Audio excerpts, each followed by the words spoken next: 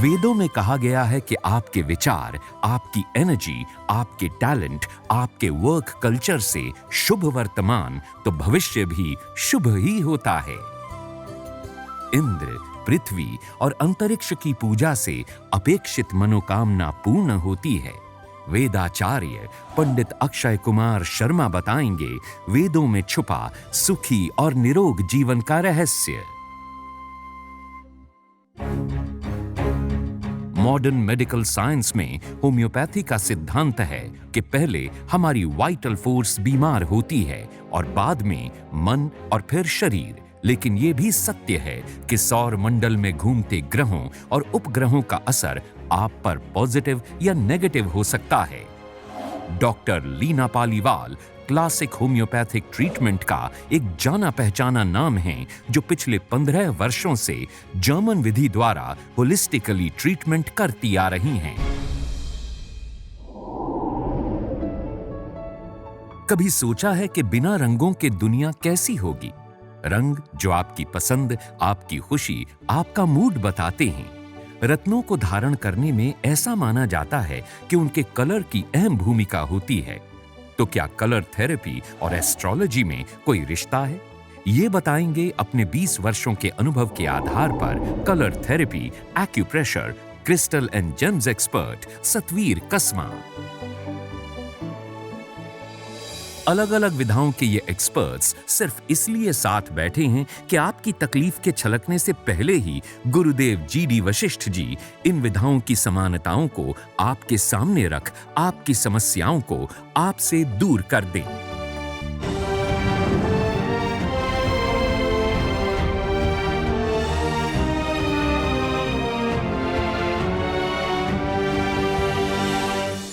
मैं अनादिकाल की तरफ लेके चलता हूँ, जहाँ से ज्योतिष की गणना सृष्टि की आरंभ हुआ।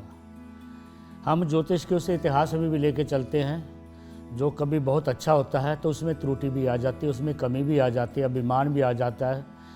तो वो हमें नहीं, हमारे सृष्टिकर्ताओं में भी आ जाती है, क्योंकि परमात्मा और आत्मा का संबंध इतना ही है कि वो बहुत बड़े हैं, हम बहुत सूक्ष्म हैं, हम बहुत छोटे हैं। जो परमात्मा के गुण हैं वो ही हम में हैं, वो हमारे गुण ही परमात्मा में हैं। क्योंकि ज्योतिष कहता है यत ब्रह्मांडे तत् पिंडे, अर्थात जो ब्रह्मांड के गुण हैं वो मनुष्य में भी होंगे, क्योंकि वो ब्रह्मांड के गुण उन्हीं देवी देवताओं के ही गुण उनमें समावित है। या यूँ कहिए कि वो ब्रह्मांड भी उन्हीं का बनाया है, हम भी उन्हीं की ही एक रचना है।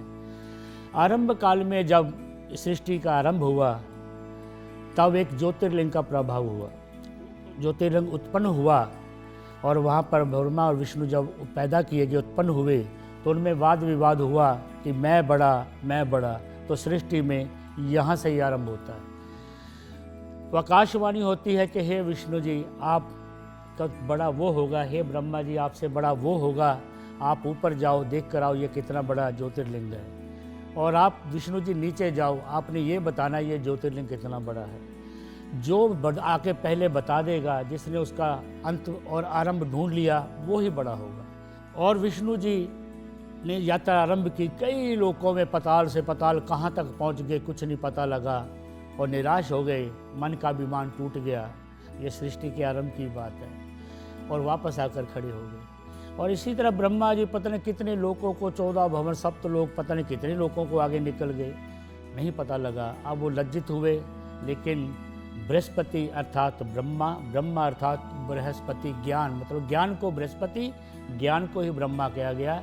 वेदों की रचना जो आरंभ काल में हुई वो ब्रह्मा जी के द्वारा ही होती है। ब्रह्मा जी के हाथ में वेद और किसी ऋषि मुनि के हाथ में वेदों को नहीं पकड़ाया गया। अब जो ज्ञानी आदमी होता है तो उसको थोड़ा दुख लगता है कि यार मेरे जैसा ज्ञानी, और उसको ढूंढ नहीं पाया। तो ब्रह्मा जी में ये भाव पैदा हुआ। अब वो ढूंढ तो नहीं पाए, लेकिन ऐसे ही किसी लोक में गए, एक फूल को तोड़ा और नीचे उतरा। आकाशवाणी होती है कि ढूंढ लिया। हाँ जी, ब्रह्मा जी कहते हैं जी मैंने ढूंढ लिया। विष्णु जी से पूछा, नहीं जी मैं नहीं रह पाया, यही बड़े होंगे, मैं तो हार गया। तो ब्रह्मा जी से पूछा गया कि आप कैसे, तो उन्होंने एक गवाह के तौर पे फूल कहा, देखो जी ये मैं उसकी आखिर में जाकर ये तोड़ कर लाया हूँ। तो उस समय भगवान रुद्र उसमें प्रकट होते हैं, शंकर प्रकट होते हैं। इससे जो सृष्टि का आरंभ से पहले जब होती है तो ब्रह्मा जी को 5 मुख थे। अब जो हम जिस ब्रह्मा जी को जानते हैं उनके 4 मुख हैं। जो ऊपर वाला मुख था, जो ऊपर को देख के जा रहा था, भगवान शंकर ने उसको त्रिशूल से काट दिया। और त्रिशूल से जब काट दिया तो ब्रह्मा जी लज्जित हुए, तो उनका सिर भी झुक गया, क्योंकि जिस मुख से झूठ बोला वो मुख ही उड़ा दिया। तब श्राप दिया कि ब्रह्मा जी, जब ये सृष्टि होगी आपका पूजन नहीं होगा, आप तो दुनिया को रास्ता दिखाने आए हो। जैसे मान लीजिए मैं इस टीवी पे बैठकर या कोई विद्वान कहीं भी झूठ बोले तो वो बर्दाश्त नहीं होगा, आम आदमी बोले कोई फर्क नहीं पड़ता। इसलिए ब्रह्मा जी का झूठ न बोलने के कारण उनको सृष्टि में पूजा का अधिकार छीन लिया गया कि ब्रह्मा जी आपका पूजन नहीं हो सकता, आप तो दुनिया का रास्ता देने और आप ही झूठ बोलो। फिर सृष्टि की रचना आज्ञा दी गई। जैसे वो सृष्टि रचना की गई तो बहुत सी कलाकृतियों का, बहुत सी हुई। ऐसी ही कलाकृति स्त्री नाम से जब पैदा की गई तो ब्रह्मा जी उस पर आसक्त हो गए, अपनी ही कलाकृति पर वो आसक्त हुए। अब वो आगे आगे, ब्रह्मा जी पीछे पीछे। तो विद्वानों में ये अवगुण भी बुरा होता है। काम वासना तो किसी को भी नहीं छोड़ती, चाहे वो देवता हो, चाहे सृष्टि का पैदा करने वाला हो, या कोई साधारण हो या राक्षस हो।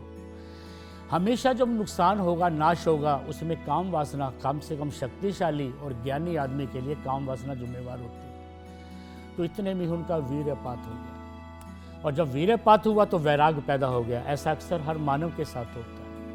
उसी समय वैराग आता है जब वो काम अंदर से छूट जाता है। तो वो प्रायश्चित करने लगे कि ऐसा मेरे जैसा बुद्धिमान, मेरे जैसा ज्ञानी आदमी और अपनी ही कलाकृति के ऊपर आसक्त, ये कैसे हो गया। तो कारण ढूंढने लगे। विद्वान में गुण होता है कि वो अपने पतन का कारण ढूंढता है, राक्षस कभी नहीं ढूंढता। बुरा आदमी अपने नुकसान को कभी नहीं जानता, ना जानना चाहता है, परंतु ज्ञानी आदमी हमेशा चाहेगा कि मेरा नुकसान क्यों हुआ।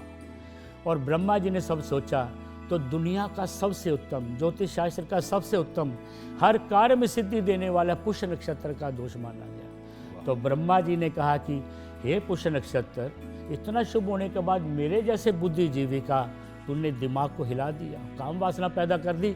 जाओ, आज के बाद तुम्हारे अंदर शादी नहीं होगी, तुम में कभी किसी का समागम नहीं होगा। इसलिए ज्योतिष शास्त्र के मुहूर्त शास्त्र में पुष्य नक्षत्र का विवाह साया नहीं निकाला, नहीं गया। बिल्कुल, बहुत उत्तम, बहुत उत्तम। आज कितनी बड़ी बात आपको सुनने को मिली कि सृष्टि के प्रारंभ में हुआ क्या, सृष्टि बनने से पहले हुआ क्या। अब सही मायने में क्या है, जब ब्रह्मा जी आए और विष्णु जी आए तो एक आकाशवाणी हुई कि आप इसकी तय को ढूंढिए, इसकी ऊंचाई को ढूंढिए, और जो पहले ढूंढ लेगा वो सर्वश्रेष्ठ होगा, यही कहा गया। लेकिन इसके पीछे असली तथ्य क्या है, आपको क्या वो पता है? इसका तथ्य ये है कि एक अक्षय जी ने बोला, यत ब्रह्मांडे तत्पिंडे। आज तक कि कोई ब्रह्मांड को ढूंढ पाया? आज तक कोई हमारे पिंड, यानी कि हमारे पिंडे में, यानी कि हमारे शरीर के अंदर कितनी तरह के केमिकल लोचे चलते हैं, कितनी तरह के जेम्स काम करते हैं, कितनी तरह के वहाँ जीव काम करते हैं, कैसे वो पाँव से लेके दिमाग तक चलते हैं, और दिमाग की महीन नसों के अंदर कौन कौन चलता है, आज तक कोई अच्छी तरह से नहीं ढूंढ पाया, कोई नहीं ढूंढ पाया। और कितनी देर हो गई सृष्टि को बने हुए और आज तक नहीं ढूंढ पाया। तो यहां पर कहा गया फिर कि चाहे कोई ब्रह्म ऋषि हो और चाहे वो कर्म करने वाला विष्णु जैसा कोई हो, शरीर को कभी भी कोई आंच ले, ऐसा हो नहीं सकता। और कल्पना शक्ति से क्या बनाया जा सकता है और कहां तक का बनाया जा सकता है, कोई ब्रह्मा ये ढूंढ नहीं सकता।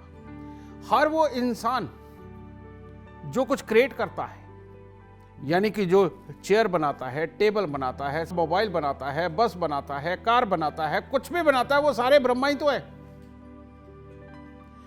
और रोज दुनियादारी के अंदर उतर के अपने दुश्मनों को ढूंढना, अपने कर्म को ढूंढना, समृद्धि के कारण ढूंढना, वो कौन है? वो सारे नारायण है। तो हमारे देखो वेदों की शुरुआत भी यहीं से हुई कि वहां एक उनको कॉमन मैन बना के रख दिया। उस वक्त वो कॉमन मैन थे, और जिनको ये कहा गया कि जाओ रिसर्च ढूंढ के आओ, तो ब्रह्मा जी झूठ के नाते एक फूल ले आए। तो इसी तरह से आज की डेट में भी खाम खाई छोटी छोटी रिसर्चें करके कहते मैं जीत गया, और पता चलता दूसरा जना आया, उसके फूल के ऊपर पांव रख के निकल गया और कुछ और फूल निकाल के ले आया। समझ गए?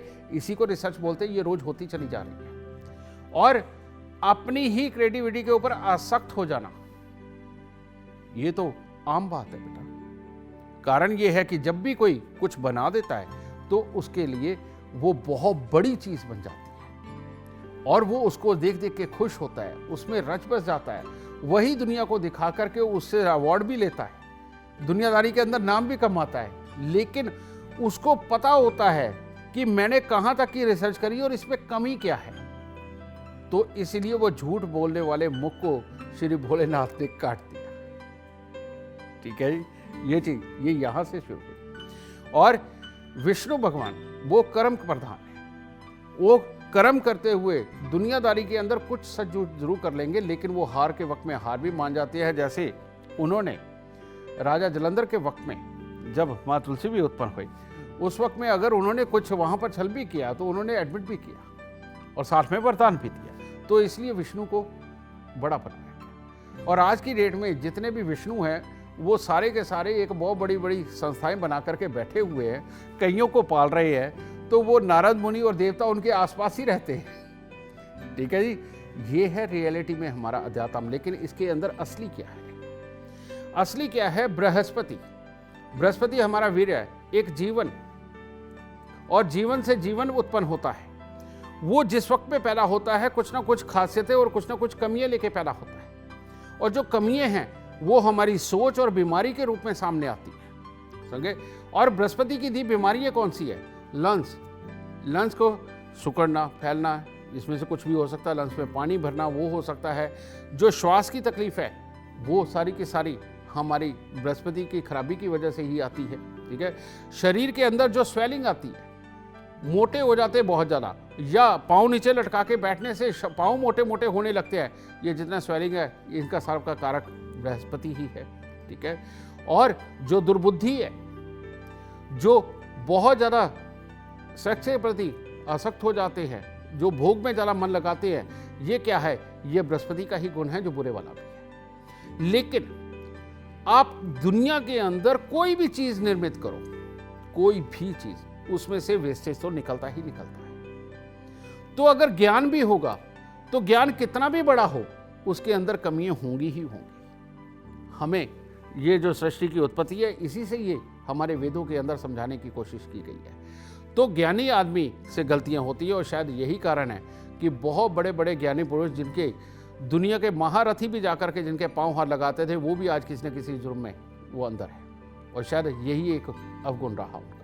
समझ गए? तो बेटा, ये तो सृष्टि के अंदर जुड़ी हुई चीज़ें हैं और हमारी खासियतों के साथ जुड़ी हुई ये कमियां हैं, और ये एडमिट करनी पड़ेगी, लेकिन ये बीमारियों के रूप में है। तो वही बात, जब बृहस्पति खराब होगा तो उसको बुध, शुक्र, राहु करेंगे। शुक्र ने खराब कर दिया तो इंसान का रुझान विपरीत लिंगी की तरफ होगा, चाहे वो आदमी हो चाहे वो औरत हो, दोनों के अंदर ये बराबर की कमी पाई जाती है। जब वो बुध से रिलेटेड होगा तो वो घर के अंदर कलेश, कामकाज को ढंग से ना कर पाना, समझ गए?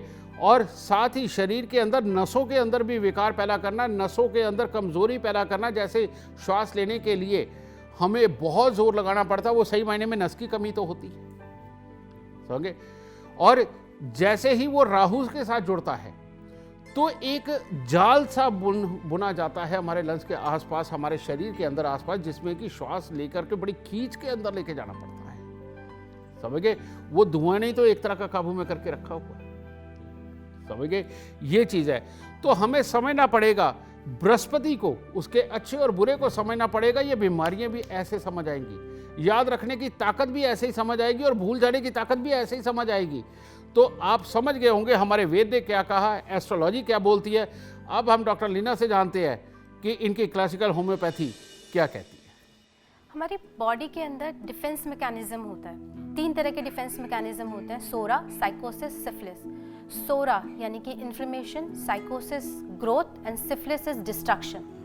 ये तीनों प्रोटेक्टिव मैकेनिज्म हमारी बॉडी को बचाए रखते हैं किसी भी बीमारी से। बट कन्वेंशनल मेडिसिन में जो हार्ड मेडिसिन दी जाती है, वो इन प्रोटेक्टिव डिफेंस मैकेनिज्म को रोक देती है, उनको सप्रेस कर देती है। अब क्या होता है कि जो सीट ऑफ डिसीज़ होता है, सुपरफिशियल डिसीज से और डीप चली जाती है। कोई छोटी बीमारी होगी, वो कोई बड़ी बीमारी, गहरी बीमारी बन जाती है। जैसे कि गुरुजी ने बताया कि लंग्स की बीमारी हो जाना, लंग्स में पानी भर जाना, निमोनिया, पेशेंट्स को निमोनिया होता है और वो सही से कन्वेंशनल मेडिसिन की वजह से अगर वो सही से ट्रीट ना किया जाए तो प्लूरल इफ्यूजन हो जाता है, लंग्स में पानी भर जाता पानी है। भर जाना, बिल्कुल। इसके लिए हमारे पास काफ़ी सारी मेडिसिन हैं, जैसे कि हम लाइको देते हैं, एंटीम टार्ट देते हैं, एंटीम क्रूड देते हैं, इपिकैक देते हैं। एंटीम टार्ट का एक फीचर होता है जिसके अंदर छाती के अंदर बलगम भर जाती है, पेशेंट को सांस लेने में बड़ी दिक्कत होती है, बलगम निकालना चाहता है पर निकल नहीं पाता। और जो तुम बात बोल रही हो ये बुध और बृहस्पति के कॉम्बिनेशन से पैदा होती है ये चीज। और दूसरा, जैसे कि आपने बताया कि सांस लेने में बहुत दिक्कत होती है, ऐसा लगता है कि एक पाइप के थ्रू सांस लेने, इसके लिए भी हमारे पास एक बहुत ही बढ़िया मेडिसिन है स्पॉन्जिया। इसमें पेशेंट को एकदम ड्राइनेस हो जाती है छाती में, सांस लेने में उसको छाती में से साउंड आने लग जाते हैं, वीजिंग साउंड आने लग जाते हैं, ऐसे महसूस होता है जैसे कि एक पाइप में से सांस ले रहा। बिल्कुल। एक और मेडिसिन है ड्रोसेरा। इस मेडिसिन में ये बच्चों के लिए बहुत अच्छी दी जाती है जिन बच्चों को जल्दी जल्दी खांसी जुकाम हो जाता है। हर सीजनल चेंज में माँ बाप कहते हैं कि इसे हर टाइम खांसी जुकाम बना रहता है, ठीक होता है फिर हो जाता है। तुम सही कह रही हो, जब भी बृहस्पति और राहु का मेल होता है तो इंसान को जुकाम, साइनस, हल्की हल्की खांसी, ये सारी चीज़ें बृहस्पति और राहु के मेल से ही उत्पन्न होती हैं। और बृहस्पति राहु के घर में 12वें घर में हो तो उसके लिए तो लाल किताब स्पेशली तौर पे ये बताती है कि जब तक तुम्हारी नाक का पानी नहीं सूखेगा तब तक तुम्हें कामयाबी नहीं मिलेगी। ठीक है, वो राहु का ही घर है, वहाँ पर जब बृहस्पति जाते हैं तो इंसान को जुकाम, साइनस, ये वो सारी चीज़ें वो आती है। तुम बृहस्पति के 12वें घर की बात कर रही हो या बृहस्पति राहु गुरु चंडाल योग जैसे बोलते हैं उसके इकट्ठे होने की बात कर रही हो, यानी कि जिनकी कुंडली में ये योग होगा वहाँ पर ये प्रॉब्लम हुई होगी और तुम्हारी ये दवाई ही काम आने वाली है। तो ये ड्रोसेरा जो मेडिसिन होती है इसमें बच्चों को कहते हैं कि आवाज़ चेंज हो जाती है बच्चों की खांसी को, इसको बार्किंग कफ कहते हैं, कॉमन लैंग्वेज में कुत्ते वाली खांसी कहते हैं। आवाज़ चेंज हो जाती है, उसको सांस लेने में दिक्कत होती है, एकदम से छाती में भारीपन आ जाता है। कुछ ऐसी मेडिसिन होती है जिसमें छाती में पेशेंट को ऐसा लगता है जैसे बहुत भारीपन है, जैसे कि फॉस्फोरस। बच्चों के लिए कुछ मेडिसिन स्पेसिफिक होती है जैसे कि एंटीम क्रूड, अच्छे से दूध पीते हैं उसके बाद थोड़ी देर बाद उनको वॉमिटिंग हो जाता है, उसमें बलगम भी निकलती है। इसी तरह से इपिकैक, हमेशा उल्टी का मन बना रहता है और जब तक उनको उल्टी नहीं आ जाती तब तक उनको आराम नहीं मिलता। कुछ पेशेंट की ऐसी टेंडेंसी होती है इजिली टेक फैट, इनकी हाइड्रोजनॉइड कॉन्स्टिट्यूशन होता है, शरीर के अंदर पानी भरने की इनकी टेंडेंसी होती है, जैसे कि लंग्स में हो गया, शरीर के दूसरे अंगों में। ओबेसिटी से परेशान हो जाते हैं क्योंकि और भी बीमारियां इनके शरीर के अंदर घर ले लेती हैं, जैसे कि थायराइड की बीमारी हो जाना। ये लोग खाते कम है पर लगता ज़्यादा है, एक्सरसाइज करेंगे उसके बाद भी वेट कम नहीं होगा और ओबेसिटी बनी रहती है। तो कहने का मतलब बृहस्पति खराब हो जाए तो कितना कुछ खराब हो रहा है, ये हमें मेडिकल साइंस से पता चल रहा है। और वो मेडिकल साइंस जो सच में ग्रहों से जुड़ी हुई है वो इनके शायद निदान भी बहुत अच्छी तरह से ढूंढ सकती है। बहुत अच्छे रजे। तो अभी आपने लीना जी को भी सुना कि उन्होंने जो बातें बताई और जो हमने बातें बताई, जो हमारे वेद ने बातें बताई, वो सारी की सारी आपस में कितनी जुड़ी हुई हैं। और हमारी हर साइंस की जो शुरुआत है वो वेद से ही होती है। तो एस्ट्रोलॉजी के रास्ते आगे बढ़ती है, मेडिकल साइंस तक पहुंचती है। अब हमारे सतबीर जी बताएंगे कि इनकी जो साइंस है, इनकी जो कलरथेरेपी है, ये शरीर के अंदर के, हमारी बॉडी के अंदर जो हर पॉइंट है और कौन सा पॉइंट किसको आराम देता है, बेटा इस साइंस को भी जिनको जो बहुत अच्छे जानकार हैं इसके, अब ये बताएंगे कि ये जो तकलीफ़ें हैं बृहस्पति को जो खराब करने वाले हिस्सों की, इनके पॉइंट कहाँ हैं और उनको कैसे ठीक किया जा सकता है। टाइम एक्यूपंक्चर एक कंसेप्ट है एक्यूप्रेशर और एक्यूपंक्चर में। जिस बच्चे का जन्म जिस ऑर्गन के टाइम में हुआ है, जीवन में उसको उस ऑर्गन से संबंधित प्रॉब्लम आएगी। बिल्कुल। सुबह 3 से 5 बजे अगर लंग्स का टाइम है तो उसको लाइफ में लंग्स की प्रॉब्लम आएगी, चाहे एलर्जी आए या फिर सेंसिटिविटी आए, सर्दी जुकाम हो, खांसी हो। अब ये जो चीज़ें हैं, एक मिनट, यहाँ एक चीज़ के लिए रोकूंगा। जी जी। लाल किताब में एक वाकया है यही जो आपके साथ जुड़ा हुआ। जी जी। कि जिस जन्म में, जिस दिन के अंदर आप पैदा हुए वो आपके जन्मदिन का ग्रह होगा, और जिस समय के अंदर आप पैदा हुए, जैसे मैंने बताया सुबह 3:30 बजे से लेकर 6 बजे तक केतु, 6 से 8 बृहस्पति, 8 से 10 सूर्य और 10 से 11 चंद्रमा, इस तरह से सारे ग्रहों का समय होता है। आप बिल्कुल ठीक कह रहे हो। तो जो ग्रह दिन के अंदर पैदा हुआ है, जन्म समय का ग्रह उसके घर में बैठाया जाता है और वाकई में उसका प्रभाव हमारे जीवन पे सदा बना रहता है, और उस ग्रह से संबंधित ही बीमारियां हमारे जीवन में आती हैं, ये लाल किताब बताती है। उस ग्रह से संबंधित ही सोच ज़्यादातर उस इंसान के अंदर होती है, ये लाल किताब बताती है। देखिए कितनी बड़ी बात मिल गई। अब इसके अंदर बीमारियां 2 तरह की हैं, एक फिजिकल है, एक मेटाफिजिकल है। शारीरिक और मनोवैज्ञानिक, साइकोसोमेटिक। शारीरिक होंगी तो सांस लेने में कठिनाई होगी या चेस्ट कंजेशन होगी, जिसे आप कह रहे हैं कि राहु का प्रभाव ऐसा हो जाता है कि वो जाल बुन जाता है, तो वो चेस्ट कंजेशन ही है। साइकोसोमेटिक में क्या है, जो व्यक्ति लंग्स के प्रभाव वाला होगा उसके स्वभाव में रूखापन आ जाएगा। कड़वा बोलना जी क्योंकि उसकी एनर्जी ड्राइनेस है, रूखापन उसमें बढ़ जाएगा, बिल्कुल बिल्कुल। वो असंतुलन या विकार आ जाएगा। क्योंकि जो ये कलर थेरेपी है 5 एलिमेंट्स पर बेस्ड है, 5 तत्वों पर आधारित है। हमारा संपूर्ण ब्रह्मांड 3 चीज़ों से चलायमान है, रंग, ध्वनि और फ्रीक्वेंसी या आवृत्ति। अब इन तीनों चीज़ों से ही हम इस ब्रह्मांड की किसी भी गतिविधि को कोई दिशा दे सकते हैं। अगर वो असंतुलित है तो उसको संतुलित कर सकते हैं। बिल्कुल। हर रंग की अपनी एक फ्रीक्वेंसी है, हर साउंड की अपनी एक फ्रीक्वेंसी है। अब रंग का मेरा विषय है साउंड, ध्वनि यानी मंत्र।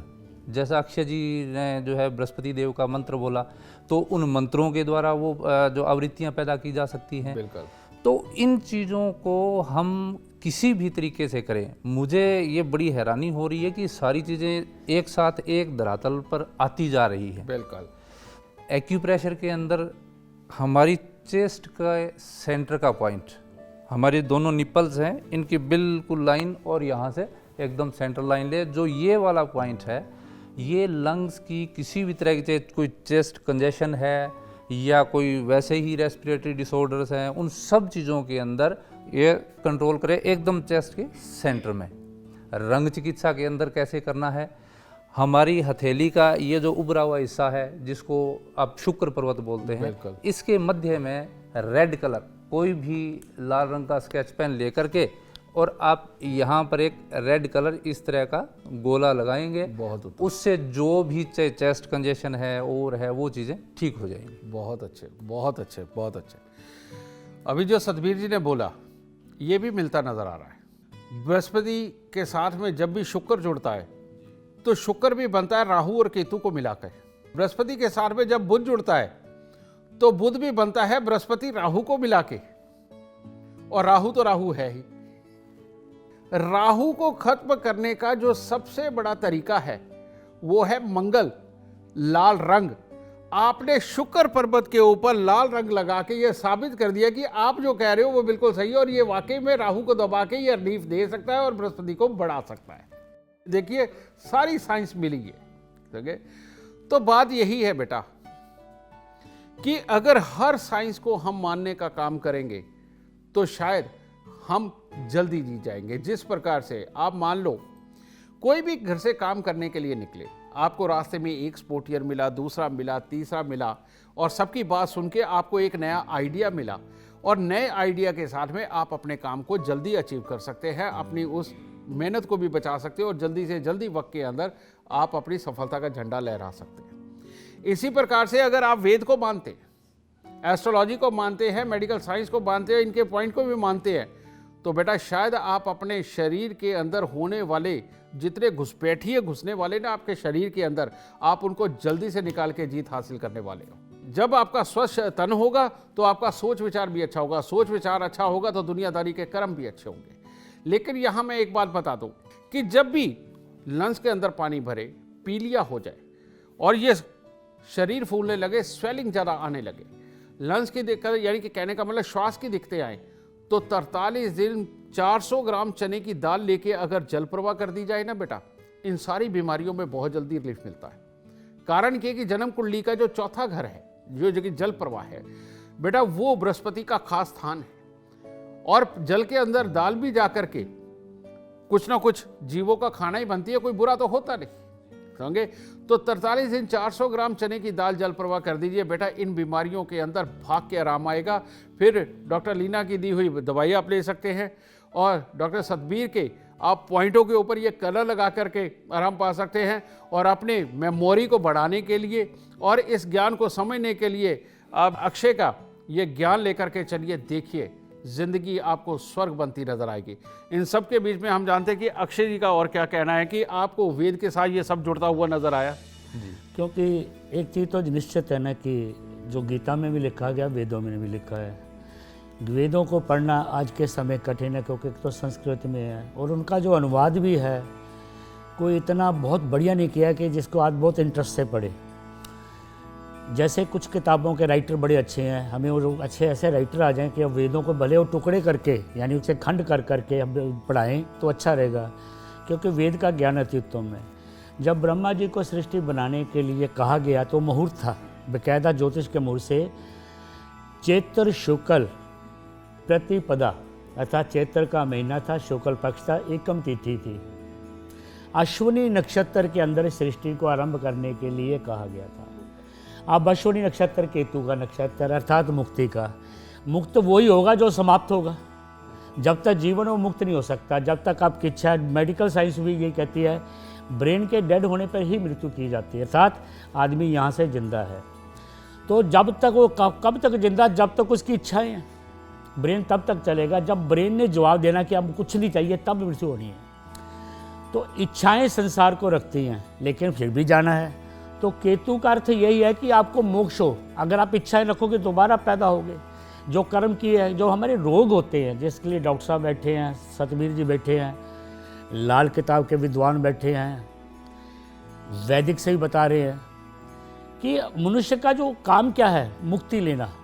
अगर हमने यही कर्म करने, दोबारा जन्म होगा, फिर हम कोई कर्म करेंगे, फिर दोबारा। रोग भी हमारे पूर्व जन्म के किए हुए कर्मों के द्वारा पैदा होते हैं। अगर रोग कर्म ना कारण रोग पैदा हो तो संसार में कोई मरेगा नहीं, सभी तंदुरुस्त हैं। इसलिए पैदा होते ही छठा भाव रोग का है। और प्रत्येक ग्रह यानी कि केवल छठा भाव, आपका छठा भाव अच्छा भी हो सकता है, जरूरी नहीं उसका कोई रोग हो। हर ग्रह के पास एक रोग, कई रोगों की क्षमता है।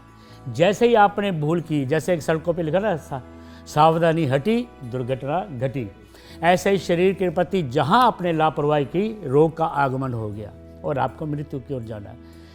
इस मुहूर्त का निकालने का मतलब है कि संसार में कोई भी ना रहे, सभी को मोक्ष की प्राप्ति हो। जहाँ से प्राणी आया है वह वहीं चले जाए तो सुख होगा, नहीं तो भटकता रहेगा संसार में। वेद यही कहते हैं। वेदों में जो बृहस्पति ने आपने कहा था, अगर लंबी उम्र लेनी है, रोग भी है, रोग से मुकाबला करना है, तो शरीर की क्षमता ज़्यादा होनी चाहिए। क्षमता बढ़ाने के लिए कभी भी मुख से श्वास ना लें। आप नाक से श्वास लेना शुरू करो, आपकी क्षमता बढ़ेगी, विल पावर बढ़ेगी, देखना आपका तेज बढ़ेगा, ओजस बढ़ेगा, आप रोग को हरा सकते हो। इसलिए जो डॉक्टर श्वास देते हैं वो यहाँ से देते हैं, नाक के द्वारा, नाक में ही पाइप डालते हैं। क्योंकि नाक से श्वास लेने का मतलब है आप शुद्ध और अच्छी छान कर। नाक के बाल आजकल तो काट देते हैं, फैशन है, लेकिन ये जो नाक के बाल होते हैं ना, ये छलनी का काम करते हैं। जैसे वही हाजा होएगा, चाय का स्वाद आ रहा हो, बीच में पत्ती आ गई, फिर सारा स्वाद बिगड़ जाता है। ये जो बाल रोम है हमें शुद्ध हवा देते हैं, फिल्टर करते हैं। इसलिए जितनी शुद्ध हवा लेगा, और पीपल को बृहस्पति जोड़ा गया, देख ध्यान में रखना। मान लो आप सुबह नहीं उठ पाए, लेकिन ऑक्सीजन तो हमें चाहिए। तो बृहस्पति और ब्रह्मा का प्रतीक कौन है? मैंने बृहस्पति को ब्रह्मा से ज्ञान से जोड़ा है। तो पीपल के अगर हम 7 परिक्रमा करते हैं, खास तौर पर महिलाओं के लिए, आज तो ठीक है, पहले महिलाएं पोल्यूशन में थी, गोबर उठाती थी, गोबर पाती थी, कच्चे बेड़े थे उनको लीपती थी, बहुत चक्की चलाती थी, कितना पोल्यूशन, चूल्हे के आगे बैठती थी। आज भी कार ड्राइव करके जाती है और उतना ही धुआं उनके अंदर जाता है। बल्कि मेरे ख्याल आपने बहुत अच्छी बात की, मेरे ख्याल से उससे ज़्यादा ही जाता होगा और हमें दिखाई नहीं देता। तो पीपल की 7 परिक्रमाओं का मतलब 50 से 100 कदम। अगर जो व्यक्ति पीपल के 50-100 कदम उठा लेता है तो 24 घंटे की ऑक्सीजन उसको लेके आता है। तो आप निश्चिंत होकर रहिए ना। इसलिए पीपल को ब्रह्मा कहा गया है। इसलिए शनि के भी उपाय और बृहस्पति के उपाय भी पीपल के नीचे ही कराए जाते हैं, क्योंकि शनि आयु का कारक है, बृहस्पति आरोग्यता का मालिक है। जब आप आरोग्य है तो आयु ठीक होगी, आयु ठीक रहे, बीमार रहे तो शनि ठीक होना चाहिए। तो दोनों का इलाज पीपल से है। तो कहने का मतलब यही हुआ कि आप सबके लिए, ठीक है, डॉक्टर लीना ने अपनी दवाई भी बताई, सतबीर जी ने एक्यूप्रेशर भी बताया है और कलर भी बताया, और सबसे गुण की चीज़ एस्ट्रोलॉजिकली श्री अक्षय जी ने भी बताई। और आप सबको मैं यही कहता हूँ, अपने खान पान में हल्दी कम मत करिए, केसर का तिलक नाभि जुबान माथे पे लगाते रहिए। और आप अगर मॉडर्न वूमेन भी है और आप अगर कॉर्पोरेट में जॉब भी करते हैं, इस साइंस से कोई मतलब नहीं, अपने शरीर को स्वस्थ तो रखना है, याददाश्त तो अच्छी रखनी है ना। और नरम दिली और धैर्य तो अपने अंदर रखना है ना, क्योंकि रोज़ कितनी टेंशनों के साथ में आपको उलझना पड़ता है। तो अपने जीवन में एक नियम बना लीजिए कि पीपल के 7 चक्कर ज़रूर काटने हैं, और ये 100 कदम अगर पीपल के आसपास में आप मार के जाते हैं बेटा, घूम के जाते हैं, तो शायद आपके ऑफिस में आपकी परफॉर्मेंस भी बहुत अच्छी होगी, आपकी याददाश्त अच्छी होगी, आपके अंदर धैर्य अच्छा होगा, आपके शरीर पे, आपके तन पे एक ओज आएगा, आपके चेहरे पे एक ओज आएगा, और आप एक स्पेशल पर्सनैलिटी बनने की तरफ चलेंगे। तो हमारे वेदों ने जो दिया वो साइंस भी अप्रूव कर रही है, अब समझ गए। और साइंस वाले अगर आप पर्सन हैं और साइंस को ही मानते हैं, तो बेटा इससे बड़ी साइंस शायद आपको और कहीं से नहीं मिलेगी। ठीक है, इन चीज़ों को अपनाइए, पीपल को मानिए, देखिए जीवन कितना आसान होगा, और आप अपने कर्म युद्ध के अंदर जीत का झंडा आप अपने ऑफिस की बिल्डिंग के ऊपर लहराएंगे, ये मेरा वादा है। खुश दादा।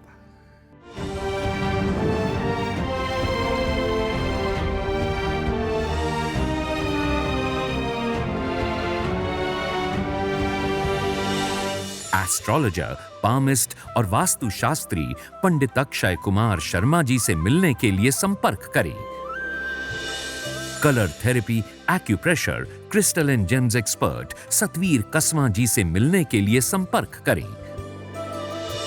Senior homeopathy physician doctor Leena Paliwal ji से मिलने के लिए संपर्क करें। जिंदगी की मुश्किलें और मुश्किलों के कई कारण कभी हम समझ नहीं पाए, तो कभी परेशानियों का सिलसिला खत्म ही नहीं हुआ। इसलिए हर क्षेत्र में कामयाबी पाने और साइंटिफिक एस्ट्रोवेदा से जुड़ने के लिए आज ही जीडी वशिष्ठ ज्योतिष संस्थान से संपर्क करें।